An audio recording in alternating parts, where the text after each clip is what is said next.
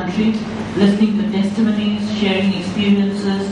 And I think the way forward is very important because unlike other seminars and conferences and consultations, this is going to be a network of lawyers, activists, academics, whatever, whoever is gathered here. I think we can, what I see is the recommendations that we put forward from this consultation is going to be important because that's the way forward. I hope we will take into consideration the suggestions that have come from different corners of the country.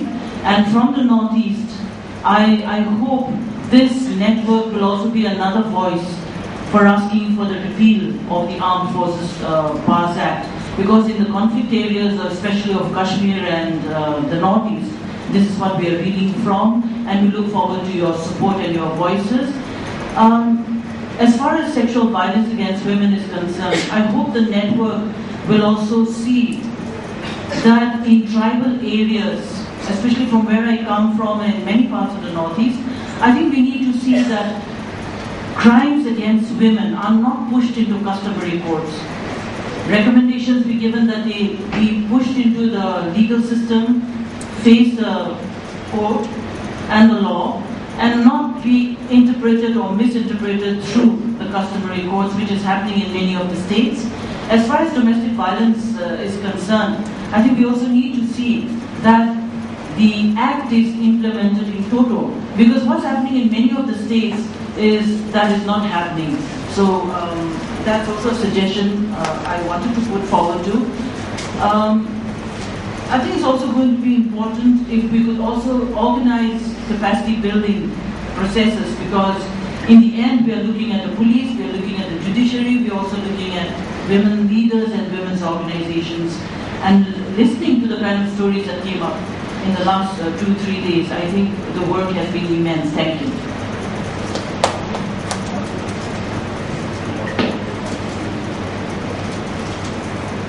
Now, Baglu is going to add on something more from the Northeast, and what are the issues from the Northeast that the network that we plan to form should take up?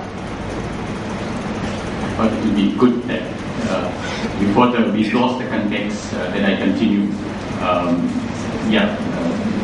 Rosemary has very broadly identified the priority areas that needs attention in the Northeast context. But also reflecting on what Agnes had put in the morning, I think she put it very well. We talk about all this law reform, change in the big legal structure, but unless and until you implement it on the ground and specific orders are being passed, specific victims get redressal, many of these high-level talks remain at that level. And what is really important is for us to slowly chip into the structures, the hegemonic structures, and you fight using the legal system. And I think the strength of a group like this, where lawyers, activists, NGOs coming together, is to how do we strengthen that process where we take individual victims and try and fight the case and get success of these stories. And of course that requires lawyering, support in the legal aid. We have a battery of legal aid lawyers which are completely ineffective. We have all this legal aid services authority. How do one activate them is I think the critical question. A lot of resources are being wasted on them. 2 lawyers from Human Rights Law Network does much more work than all these lawyers getting all these benefits put together. How do we orient them? I think training is very, very important. But more than training and orientation is also to actually how do we strategize using the NGOs, the social activists, to make sure that some of the system starts working.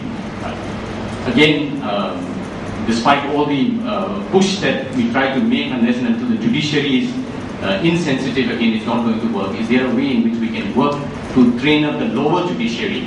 At the High Court level, perhaps they are a little more sensitive, but at the lower judiciary level, how can we make the judges work? How are we going to make them work? I think is very critical. Well, more than that, again, on issues that we discussed here, I think a critical issue which also came up is how are we going to deal with all this media that is bombarding every day, getting into all this this macho image that we have about masculinity, of all this Devananda and I don't know, Saruk Khans of the world, running around women, and these are the values that we are inculcating to our younger people. I think unless and until we target that area of the popular culture, children, how we socialize our young boys, and unless and until we target that again, we are only going to work on very small episodic issues of taking people to the fore, and actual change is not going to come about. So I think we need to go beyond just the judiciary, but also in terms of looking at the media and how we are molding our young people through the media. All said and done, all children are looking into the television, and with the internet, the huge excess and sometimes pornography is so widely available.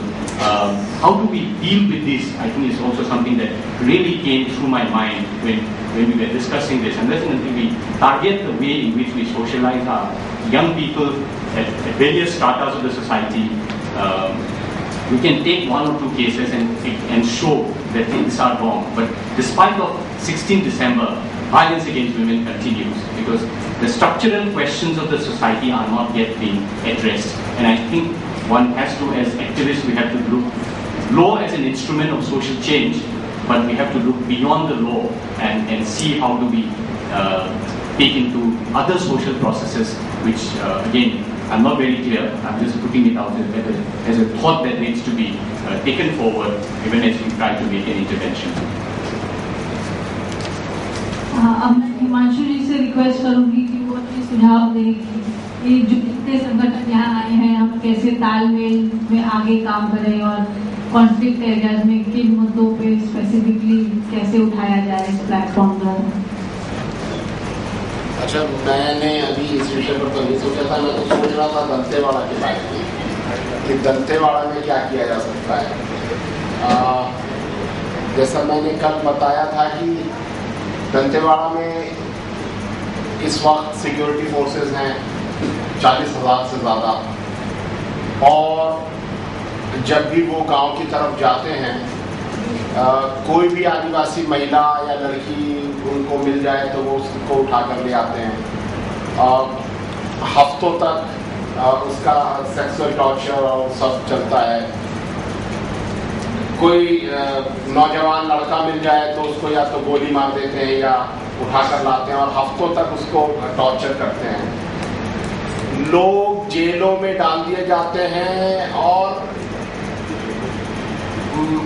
कई साल तक उनकी कोई पेशी नहीं होती है court में, उनका कोई केस आगे नहीं बढ़ता है। और ये सब बातें वहाँ की जो मशीनरी है, जिसमें ये सिक्योरिटी फोर्सेस हैं, एडमिनिस्ट्रेशन है, सरकार है, उसके लिए बड़ी अच्छी सिचुएशन है कि कोई उनको चैलेंज नहीं कर रहा है। तो मुझे लगता है कि पहली चीज़ तो ये है कि हमें ट्राइबल एरियाज में इंटरवीन करके कम से कम एक वकील हमारा वहाँ काम करे जो इस तरह की चीज़ों पर को उठाए, जो लोग जेलों में हैं उनसे मिले और उनके केसेस के सामने लाए।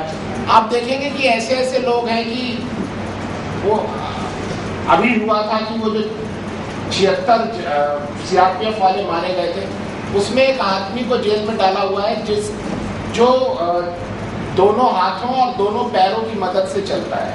वो सीधा खड़ा होकर नहीं चल सकता, वो बहुत बूढ़ा आदमी है, वो पड़ा हुआ है। आदिवासियों को पता ही नहीं है कि उनके लोग जेलों में हैं, कौन सी जेल में हैं, कहाँ हैं, किस इल्ज़ाम में उनको बंद कर दिया गया है, कई साल तक पड़े हुए हैं।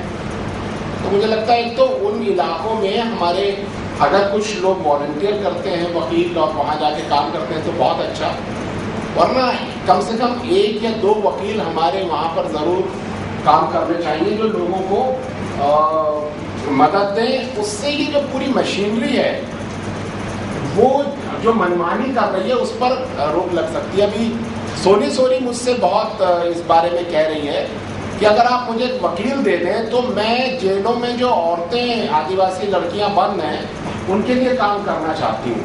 तो मैं प्रार्थना करूँगा HRLN सोचे इस बारे में कि सोनी के साथ एक वकील वहाँ दंतेवाड़ा में उसको मुहैया कराया जाए ताकि वो जेलों में बंद आदिवासी महिलाओं और निर्दोष लोगों के लिए काम कर सके। और ये कोई बहुत बड़ा इंटरवेंशन नहीं है, छोटी सी चीज है, एक वकील काम कर सकता है। दूसरा, इन इलाकों में जो लोग काम करते हैं वो सरकार के निशाने पर आ जाते हैं कि अच्छा ये लोग हैं जो हमें चैलेंज कर रहे हैं। और सरकार के पास इस वक्त बहुत अच्छा एक बहाना है कि जो भी सरकार को चैलेंज करे उसको टेररिस्ट कह दो, उसको नक्सलाइट कह दो और फिर उसको परेशान करो।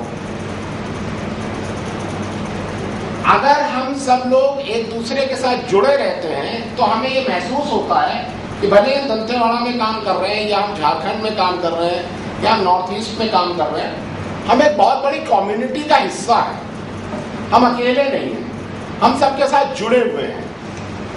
और ये होना चाहिए कि वाकई में हम में से अगर कोई मुसीबत में पड़ता है तो सबको उसके बारे में बोलना चाहिए।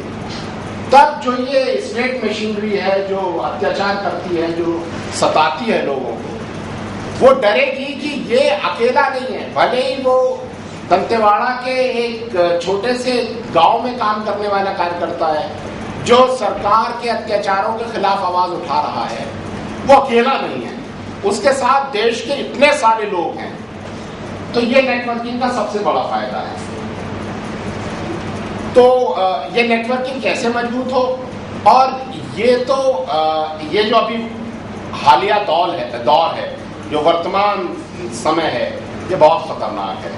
मोदी साहब चुनाव जीत चुके हैं और आईबी और दूसरे सरकारी जो महकमे हैं वो कह रहे हैं कि ये लोग इसलिए आतंकवादी हैं क्योंकि ये हमारे विकास का विरोध करते हैं। और विकास का मतलब है टाटा साहब का विकास, एसआर साहब का विकास। तो ये हाल ये है कि अगर कोई इंडस्ट्री वाला ये कह दे कि साहब ये हमारी कंपनी के खिलाफ है, तो पुलिस उस आदमी को आतंकवादी और देशद्रोही मान लेगी। तो ये बहुत खतरनाक दौर है जिसमें संसाधनों पर कब्जे को लेकर के सरकार और कॉरपोरेट्स एक साथ मिलकर जनता पर हमला कर रहे हैं, लोगों के संसाधनों पर हमला कर रहे हैं। ऐसे में जो आदिवासी हैं, गांव के लोग हैं, वो अपने संसाधनों को बचाने के लिए खड़े होंगे, उन पर हमला होगा। उनको बचाने की चुनौती इस वक्त सबसे ज्यादा है कि हम उनको कैसे बचाएं, संसाधनों को, गांव को, जंगल को, नदी को, पहाड़ को इस वक्त कैसे बचाएं।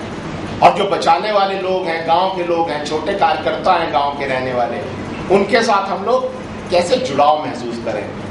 हम लोग जो प्रोफेशनल एक्टिविस्ट हैं, जिनका जो फुल टाइम एक्टिविस्ट हैं, हम तो अपने को बचा लेते हैं, लेकिन जो गांव में कार्यकर्ता है वो अपने को अकेला महसूस करता है, वो कमजोर महसूस करता है। सरकार भी मानती है कि ये कमजोर है और उस पर आसानी से हमला कर देती है। उसके साथ हम कैसे नेटवर्क करेंगे, गांव-गांव में जो काम करने वाले कार्यकर्ता है वो कैसे महसूस करें कि वो ताकतवर है, हमारे साथ जुड़ा हुआ है। ये हमको बैठ करके अच्छे से करना चाहिए। अगर ये नहीं किया तो ये जो मोदीवादी विकास आ रहा है, ये गांव में उठने वाली आवाजों को शांत कर देगा और बहुत बुरी हालत में हम पहुंच जाएंगे। क्योंकि जैसे मैंने पहले कहा, संसाधनों की लड़ाई से कॉन्फ्लिक्ट निकलेगा, युद्ध निकलेगा, और ये युद्ध हमारे ही देश के अंदर होगा। तो ये जो कॉन्फ्लिक्ट आने वाला है, उससे बचने के लिए हमें इस बारे में गंभीरता से सोचना चाहिए।